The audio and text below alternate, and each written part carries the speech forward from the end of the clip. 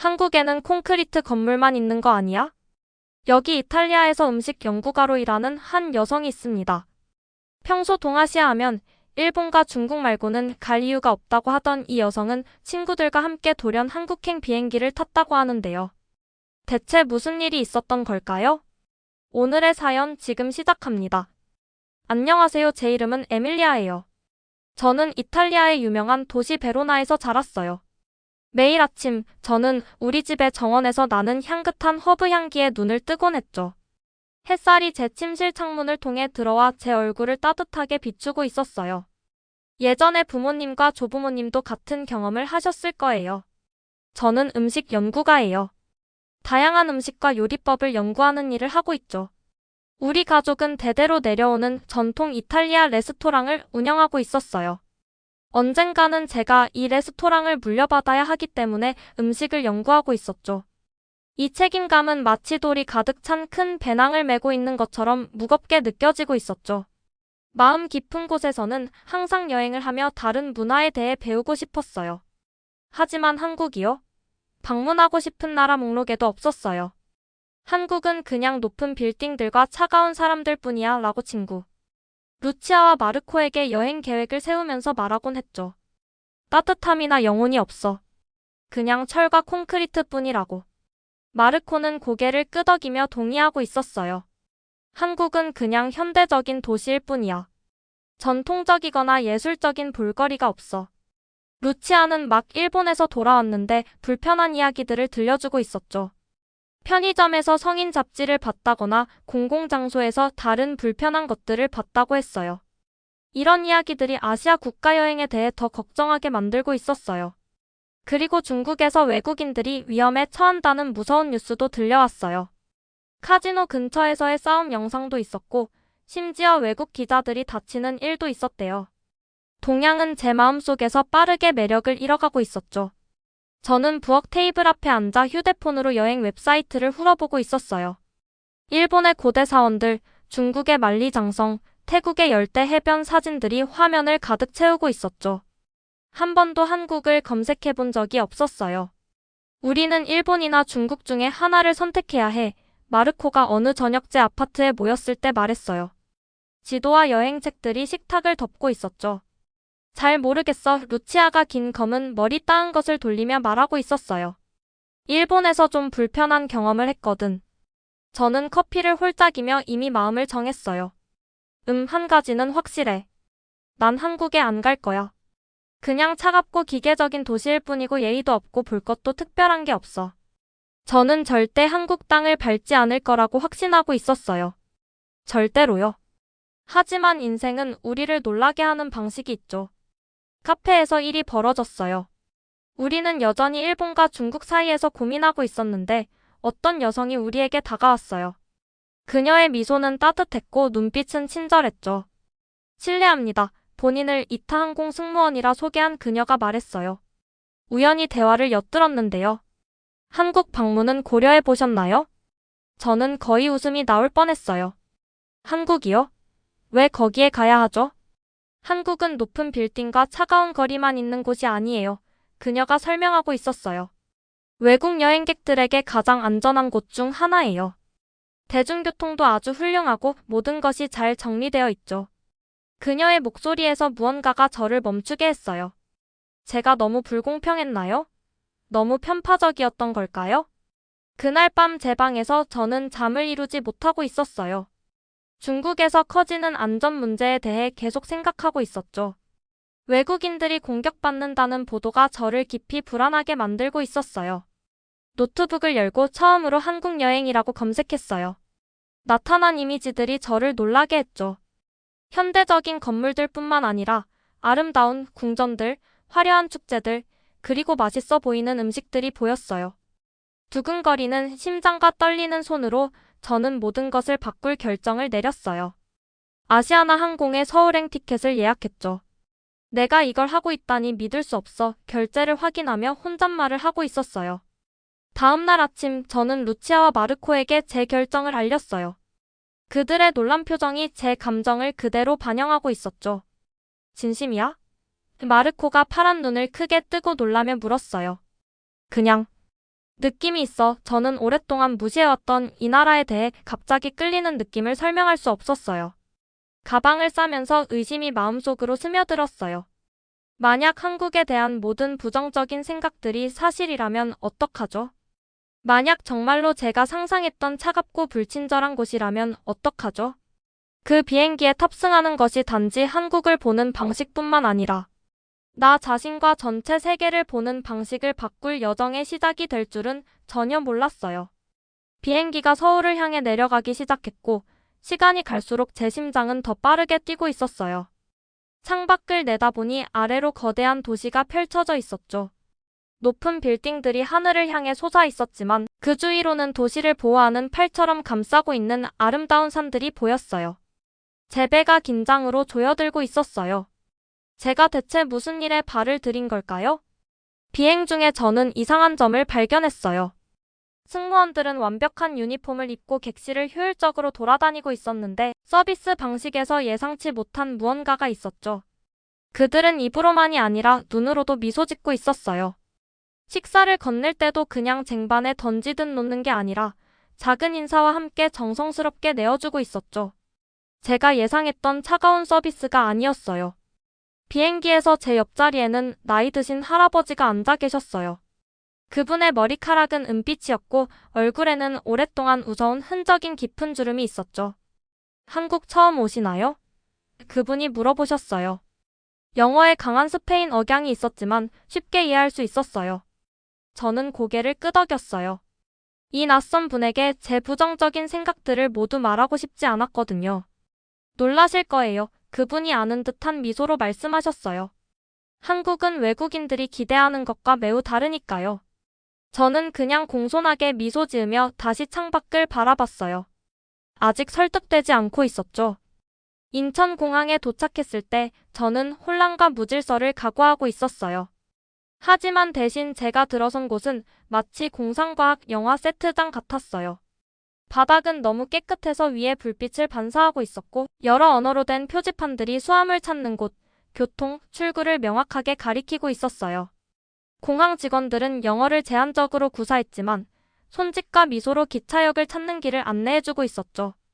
이거 좀 뜻밖인데 반짝이는 바닥을 가로질러 캐리어를 끌며 혼잣말을 하고 있었어요. 하지만 저는 이런 긍정적인 인상들을 빠르게 밀어내고 있었어요. 그냥 공항일 뿐이야 스스로에게 말했죠. 당연히 관광객들을 위해 좋게 꾸며놓은 거겠지. 진짜 한국은 내가 상상했던 것처럼 차갑고 불친절할 거야. 호텔 방은 또 다른 놀라움이었어요.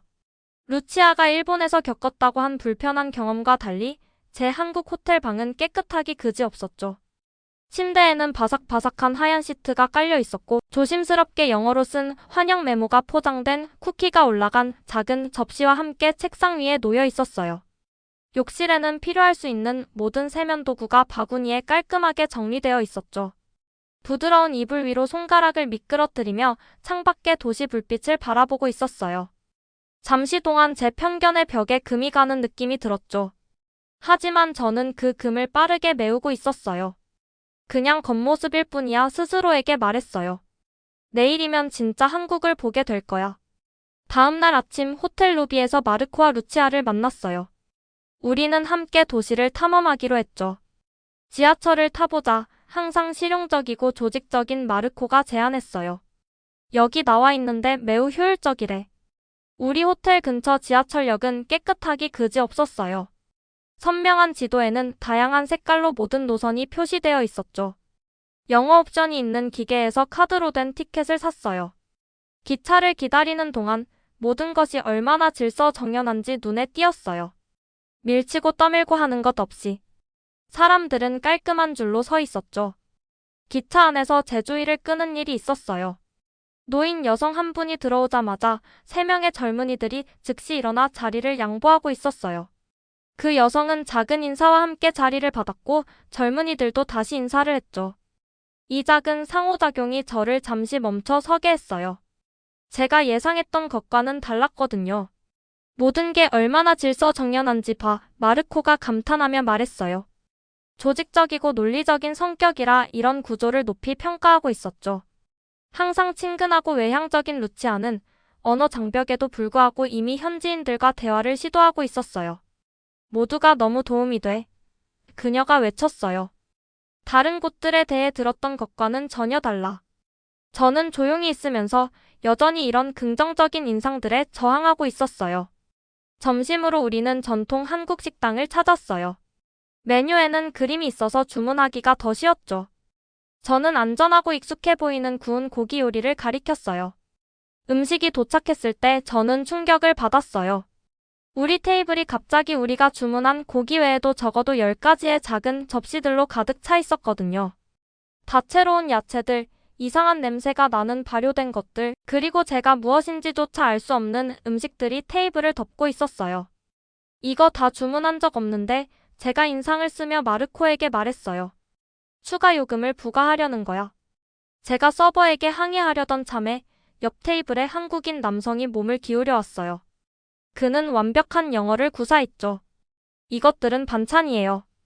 식사와 함께 무료로 제공되는 음식이죠. 그가 친절하게 설명했어요. 한국 전통은 많은 맛을 함께 나누는 거예요.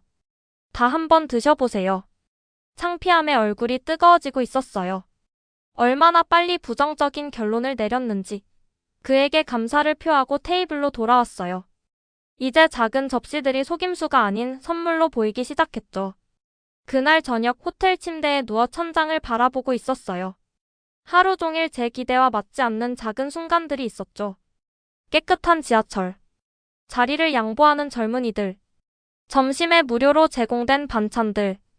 이런 것들은 차갑고 불친절한 곳이라는 제 한국 이미지와 맞지 않았어요. 그래도 저는 저항하고 있었어요. 제 마음속에 오랫동안 이런 부정적인 한국 이미지를 쌓아왔기 때문에 그것을 놓아주기가 어려웠죠. 마치 벽돌을 하나씩 쌓아 벽을 만들어 놓았는데 이제 작은 균열들이 생기고 있었지만 저는 계속 그것들을 메우려고 노력하고 있었어요. 그냥 관광지 지역일 뿐이야. 스스로에게 말했어요. 내일 진짜 한국을 보게 될 거야. 하지만 마음 깊은 곳에서는 어쩌면 제가 계속 틀렸던 것은 아닐까 하는 작은 목소리가 의문을 던지고 있었어요. 잠들기 전에 여행 일기를 살펴봤어요. 제 신념을 확인하기 위해 찾아낼 모든 부정적인 것들을 기록할 계획이었죠. 대신 펜이 빈 페이지 위에서 맴돌며 무엇을 쓸지 고민하고 있었어요. 마침내 단 한 문장을 썼어요. 한국은 내가 예상했던 것과 다르다. 작은 인정이었지만 그것이 시작이었어요. 한국에 도착한 지 5일이 지났어요. 매일 제 편견의 벽에 작은 균열이 생기고 있었지만 저는 계속 그것을 메우려고 노력하고 있었죠. 아직도 한국이 제가 상상했던 그대로 차갑고 불친절하고 영혼이 없는 곳이라고 믿고 싶었어요. 제가 틀렸을지도 모른다고 인정하는 것보다 예전 믿음을 고수하는 게 더 쉬웠거든요. 5일째 되던 날, 마르코가 관광지를 벗어나 탐험해보자고 제안했어요. 우리는 번화가에서 벗어난 현지 시장을 발견했죠. 좁은 골목에 발을 들이는 순간 제 감각이 살아나고 있었어요. 밝은 빨간 고추들이 길게 줄로 매달려 있었고 공기 중에는 고기를 굽는 냄새와 달콤한 과자 냄새가 퍼져 있었죠. 상인들은 음악 같은 한국어로 소리치고 있었는데 그들의 목소리는 노래처럼 오르락 내리락 하고 있었어요. 시장은 색상과 소리의 향연이었어요. 전통 옷을 입은 할머니들은 보글보글 끓고 있는 찌개 냄비를 지키고 있었고 멋진 옷과 현대적인 헤어스타일을 한 젊은이들은 디지털 메뉴와 카드 리더기가 있는 음식 노점을 운영하고 있었죠. 그곳은 옛 한국과 새 한국이 나란히 공존하는 곳이었어요. 채소가 전시된 모습을 사진으로 찍으려고 카메라를 꺼냈어요.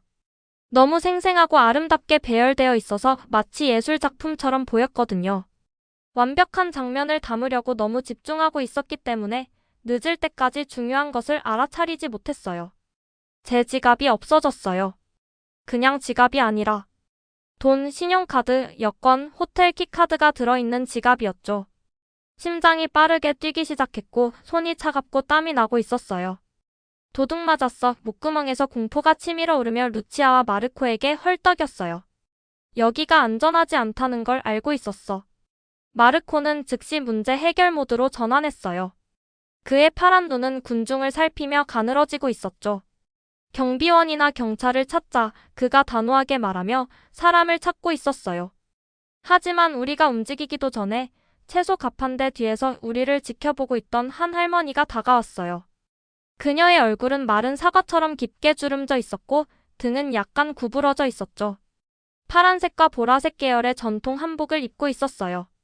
영어는 하지 못했지만 손짓으로 우리에게 기다리라고 하고는 군중 속으로 사라졌어요. 좋아. 저는 중얼거렸어요. 이제 할머니마저 잃어버렸네. 루치아가 제 팔을 꼭 잡았어요. 기회를 줘보자. 어쩌면 도움을 주려는 걸지도 몰라. 저는 그걸 믿지 않았어요.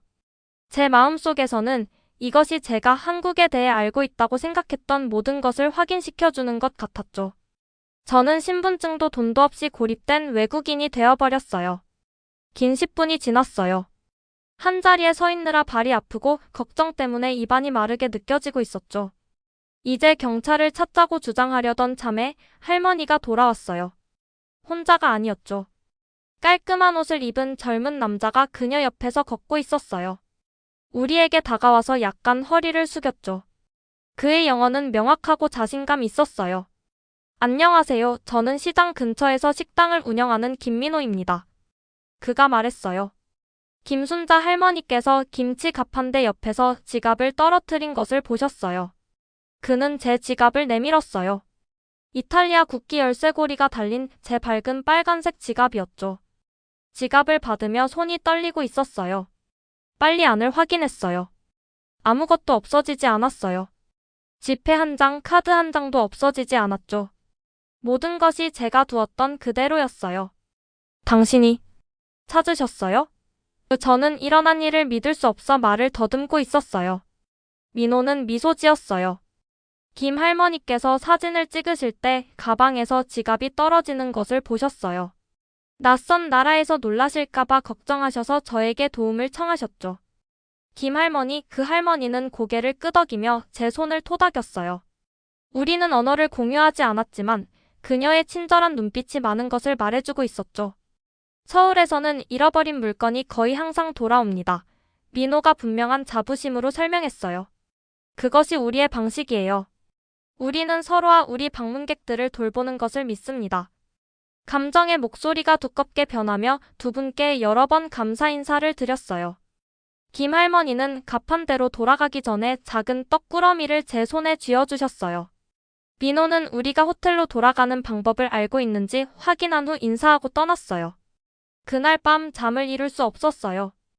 호텔 침대에 누워 천장을 바라보며 그날의 사건들이 머릿속에서 계속 반복해서 재생되고 있었죠. 제가 상상 속에 만들어낸 한국은 김 할머니의 관심이나 민호의 정직함의 현실과 맞지 않았어요. 처음으로 저는 진실을 완전히 마주했어요. 제가 틀렸던 거예요. 완전히 틀렸어요. 다음 날 아침 혼자 탐험하기로 했어요. 생각할 시간, 제 이해의 변화를 처리할 시간이 필요했죠. 도시거리를 거닐며 전에는 알아차리도록 허락하지 않았던 것들을 보고 있었어요.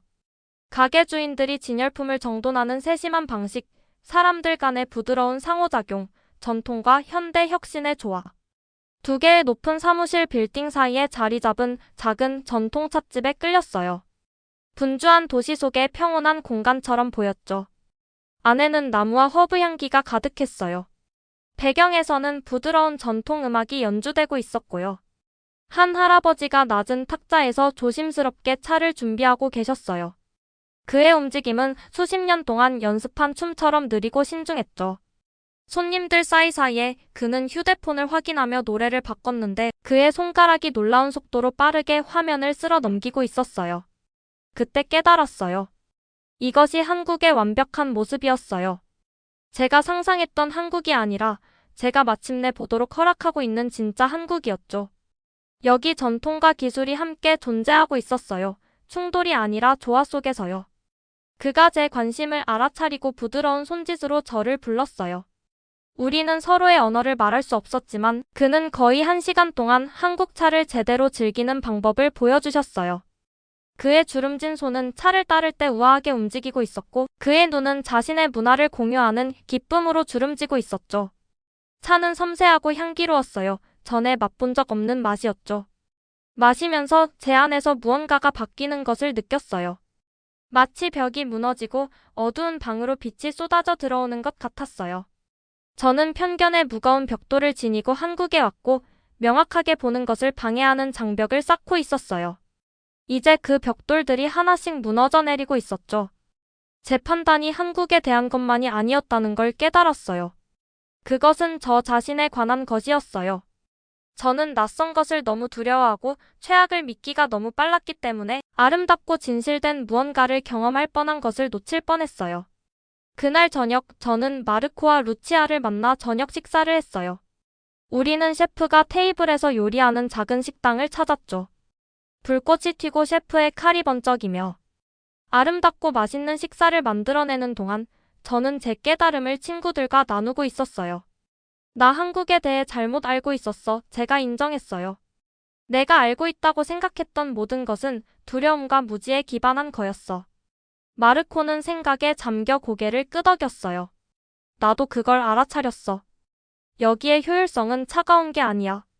사실은 모든 사람의 삶을 더 좋게 만들기 위해 설계된 거지. 루치아는 활짝 웃었어요. 네가 결국 마음을 바꿀 줄 알았어. 이곳은 한번 보려고 마음만 먹으면 정말 따뜻한 곳이야.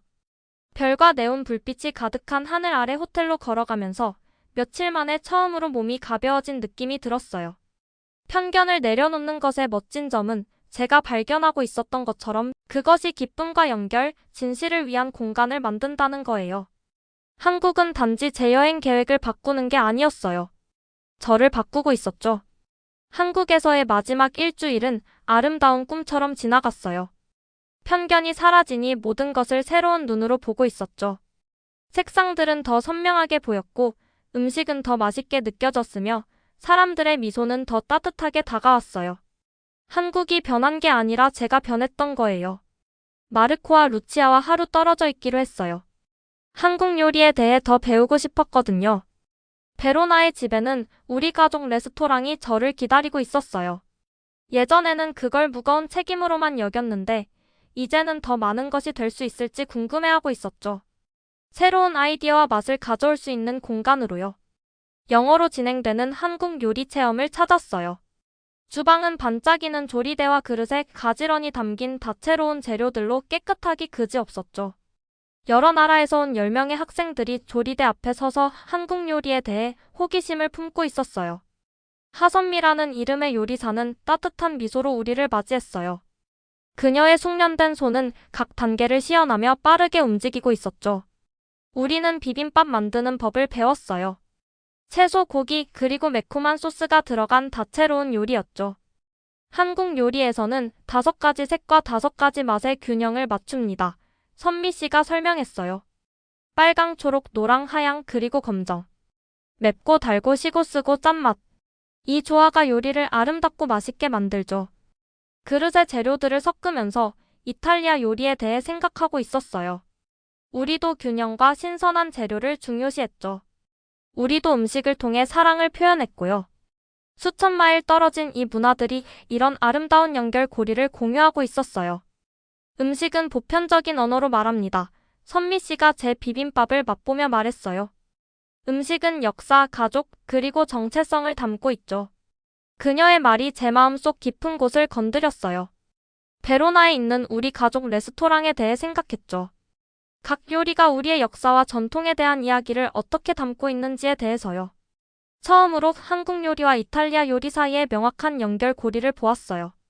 둘 다 신선한 재료를 중요시했고 전통적인 방법을 존중했으며 음식을 통해 사랑과 관심을 표현했죠.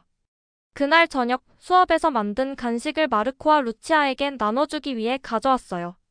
우리는 호텔방에 앉아서 제가 만든 요리에 더해 떡과 파치 등 달콤한 간식을 맛보고 있었죠. 우리 가족 레스토랑에 대해 생각해봤어. 친구들에게 말했어요. 우리 메뉴에 한국적인 영향을 가미하면 어떨까? 이탈리아 요리를 대체하는 게 아니라 뭔가 새로운 것을 만들어내는 거지. 마르코는 생각에 잠겨 보였어요. 예상치 못한 일이겠지.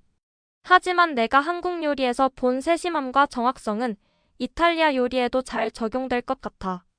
루치아는 손뼉을 쳤어요. 정말 좋은 생각이야. 내 여정 이야기를 담은 요리를 만들 수 있겠다. 다음 날 한국에서의 마지막 날 일찍 일어났어요. 떠나기 전에 가능한 한 많이 보고 싶었거든요. 수백 년 전 왕과 왕비가 살았던 궁전을 방문했어요. 시간의 흐름을 견뎌낸 전통 양식을 가진 집들 사이를 걸어 다녔고, 패션과 기술이 완벽하게 어우러진 현대적인 쇼핑 지역도 탐험했죠. 저녁에는 서울타워 전망대에 서 있었어요. 태양이 지고 있었는데 하늘을 오렌지색과 분홍색 색조로 물들이고 있었죠. 내 아래로 도시가 낮에서 밤으로 변하고 있었어요. 불빛들이 풍경 전체의 별처럼 피어나고 있었고, 각각의 불빛은 가정, 사업체, 살아가는 삶들을 나타내고 있었죠. 아름답죠, 그렇지 않나요? 옆에서 목소리가 들렸어요. 한 중년 여성이 난간에서 저와 함께 하고 계셨어요. 그분의 얼굴은 세월의 흔적이 묻어 있었지만 눈은 생명력으로 반짝이고 있었죠. 네, 인정했어요. 제가 예상했던 것보다 더 아름다워요. 그녀는 이해한 듯이 고개를 끄덕였어요. 많은 사람들이 한 가지 이미지를 갖고 한국에 오지만 다른 이미지를 마음에 품고 떠나죠. 다음 날 인천공항에서 비행기가 이륙할 때도 그의 말이 제 마음에 남아 있었어요. 창문을 통해 한국이 우리 아래에서 점점 작아지는 것을 보고 있었죠. 하지만 뒤에 두고 떠나는 느낌이 아니었어요. 대신 한 조각을 가지고 가는 기분이었죠. 3개월 후 저는 베로나에 있는 우리 가족 레스토랑 주방에 서 있었어요. 마늘, 토마토, 바질의 익숙한 향기가 공기를 채우고 있었죠. 하지만 오늘은 새로운 향기들이 함께했어요. 참기름, 생강, 그리고 한국 고추장이요. 집에 돌아온 후 새로운 레시피를 실험하는데 몰두했어요. 이탈리아 전통과 한국의 영향을 혼합한 요리들을 만들고 있었죠.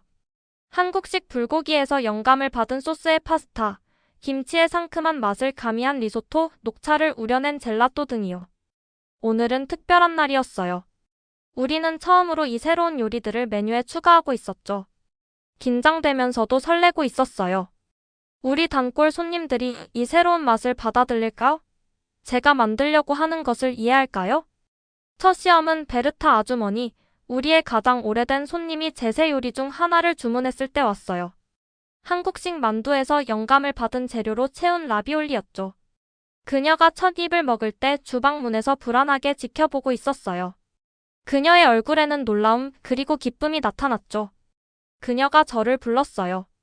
에밀리아, 이건 내가 여기서 전에 맛본 것과는 달라, 그녀가 말했어요. 하지만 정말 훌륭해. 이것에 대해 얘기해줘. 제 영감에 대해 설명하면서 한국에 대해 이야기하고 있는 제 자신을 발견했어요.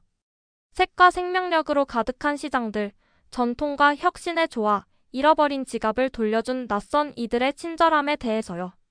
베르타 아주머니는 지대한 관심을 가지고 들었고 그녀의 눈은 호기심으로 커져 있었죠. 전에는 한국에 대해 많이 생각해 본 적이 없어 그녀가 인정했어요. 하지만 이제 더 알고 싶어.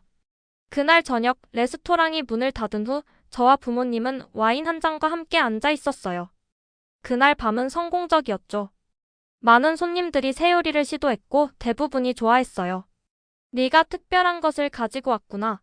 아버지가 자랑스러움이 가득한 눈으로 말씀하셨어요. 레시피뿐만 아니라 새로운 관점을. 어머니가 제 손을 꼭 잡았어요. 할머니는 항상 우리 레스토랑이 우리 가족 이야기를 들려줘야 한다고 하셨지. 이제 너는 그 이야기에 새로운 장을 더했구나. 제가 얼마나 멀리 왔는지 생각하며 미소 짓고 있었어요. 여행 전에는 레스토랑을 세상을 경험하지 못하게 할 책임으로 보았었죠. 이제는 그것이 창의력을 위한 캠퍼스, 내 경험을 나누고 문화를 연결하는 장소가 될 수 있다는 것을 이해했어요. 마르코와 루치아는 다음 주에 레스토랑을 방문했어요. 그들도 우리의 여정으로 변화했지만 서로 다른 방식으로요. 마르코는 전통을 보존하는 한국의 체계적인 접근법에 감사하게 되었고, 루치아는 창의적인 에너지와 활기찬 거리 생활을 받아들였죠. 이탈리아와 한국을 잇는 식사를 함께하면서 제 여정이 단지 새로운 나라를 발견하는 것에 관한 것이 아니었다는 걸 깨달았어요. 그것은 나 자신을 발견하는 것이었죠. 우리가 얼마나 쉽게 편견의 벽을 쌓는지, 그리고 그 벽들이 무너질 때 얼마나 놀라운 기분이 드는지 인식하는 것에 관한 거였어요. 이제 경험해보지 않은 장소나 문화를 무시하는 사람을 들을 때마다 저는 논쟁하지 않아요. 그저 제 레스토랑으로 초대할 뿐이죠. 특별한 코스를 선사합니다. 저는 말해요. 그리고 식사가 진행되는 동안 제 요리를 통해 한국에 대해 들려드릴게요. 오늘 영상은 어떠셨나요? 마음에 드셨다면 구독과 좋아요 부탁드립니다. 감사합니다.